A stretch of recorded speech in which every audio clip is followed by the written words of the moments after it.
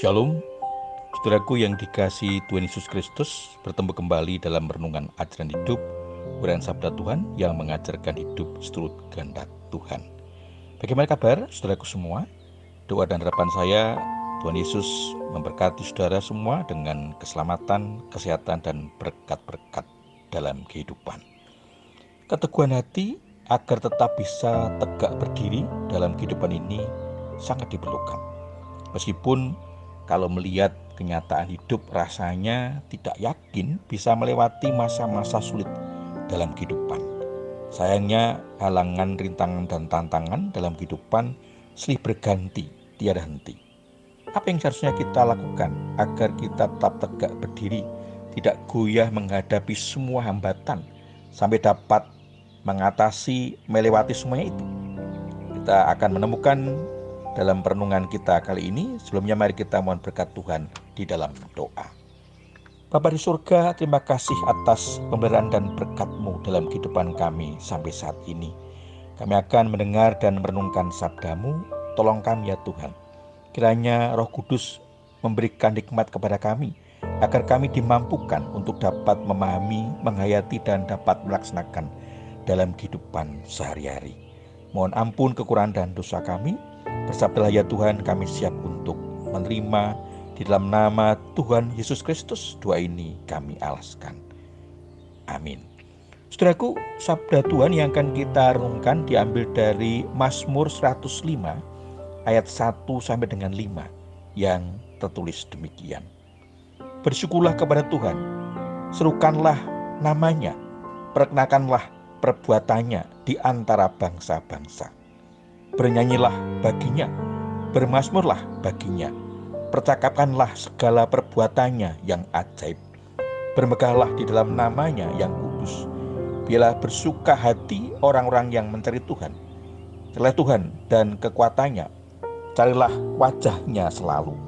Ingatlah perbuatan-perbuatan ajaib yang dilakukannya, mujizat-mujizatnya, dan penghukuman-penghukuman yang diucapkannya. Demikianlah sabda Tuhan. Saudaraku, bagian sabda Tuhan ini diberi tema jangan goyah, ingatlah janji Tuhan. Dalam kehidupan kita sehari-hari mungkin pernah mengalami pengalaman tidak menyenangkan, bahkan pahit. Sakit yang tidak kunjung sembuh, usaha yang selalu gagal atau stagnan, doa-doa yang tidak kunjung dikabulkan, hal-hal yang diharapkan tidak segera terwujud. Sepertinya Tuhan tidak peduli dengan apa yang kita alami dan apa yang kita minta dalam doa-doa kita. Rasanya iman kepada Tuhan tidak membawa pengaruh, tidak berguna. Kalau begitu, apa gunanya tetap percaya kepadanya? Masih banyak pilihan untuk mendapat sesuatu atau mencapai tujuan hidup. Dan sesungguhnya hati-hatilah dengan pikiran dan perasaan seperti itu. Jangan goyah imanmu menghadapi kehidupan dengan segala tantangannya. Lantas harus bagaimana menghadapi semua kenyataan itu? Mazmur mengajak kita untuk belajar dari pengalaman Israel.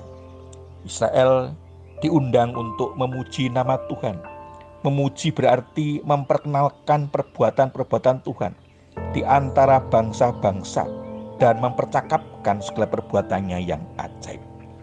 Bagaimana Tuhan menolong umat pilihan Allah dengan ajaib, bahkan mujizat-mujizat dilakukan.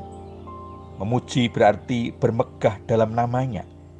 Israel yang berdoa dan beribadah disebut orang-orang yang mencari Tuhan. Mereka adalah orang-orang percaya dan berharap kepada Tuhan. Pemazmur berseru dan memberi nasihat serta mendesak untuk terus mencari Tuhan, berulang-ulang merenungkan sehingga orang mengerti maksud Tuhan. Tanpa mengingat pekerjaan Tuhan, orang Israel tidak akan sanggup memenuhi undangan untuk memperkenalkan dan mempercakapkan perbuatan-perbuatan ajaib Tuhan atas kehidupan mereka. Saudaraku, kerisauan Israel setelah pembuangan Babel, bagaimana nasib mereka sebagai umat Allah, umat perjanjian, keturunan Abraham? Hal yang sama kita rasakan dalam kehidupan kita sekarang ini sebagai orang percaya, umat pilihan Allah. Apakah Tuhan Allah juga akan setia memenuhi janjinya kepada kita, umat perjanjiannya, melalui Yesus Kristus, Juru Selamat kita. Seperti kepada Israel, janji Tuhan memelihara hidup kita, melindungi dari segala bahaya, agar tetap aman dan selamat, menjamin masa depan. Apa yang kita lakukan dibuatnya berhasil, menuntun langkah kita menuju jalan yang dikehendakinya, sehingga semua berjalan lancar, dibebaskan dari segala halangan, rintangan di jalan. Belajar dari hidup Israel melalui Mazmur ini, kita diingatkan untuk yang pertama, memuji Tuhan dengan memperkenalkan Tuhan dan mempercakapkan perbuatannya yang ajaib dengan orang lain, siapapun. Ingat kembali pertolongan, penyertaan, dan pemeliharaan Tuhan dalam perjalanan kehidupan kita sampai saat ini, sehingga kita bermegah di dalam namanya, daripada percakapan, pembicaraan yang kosong, tidak berguna, tidak bermanfaat, membuang waktu, justru merugikan diri sendiri dan orang lain. Yang kedua, carilah Tuhan sehingga bisa bertemu, bersekutu, merasakan perjumpaan dengan Tuhan, hadirat Tuhan melalui doa, ibadah, merenungkan firman Tuhan, dan berbagai pengalaman hidup yang sesungguhnya Tuhan hadir dan berkarya, yang semakin memperkuat iman kita agar tetap percaya dan berharap pada Tuhan Yesus Kristus, Juru Selamat kita.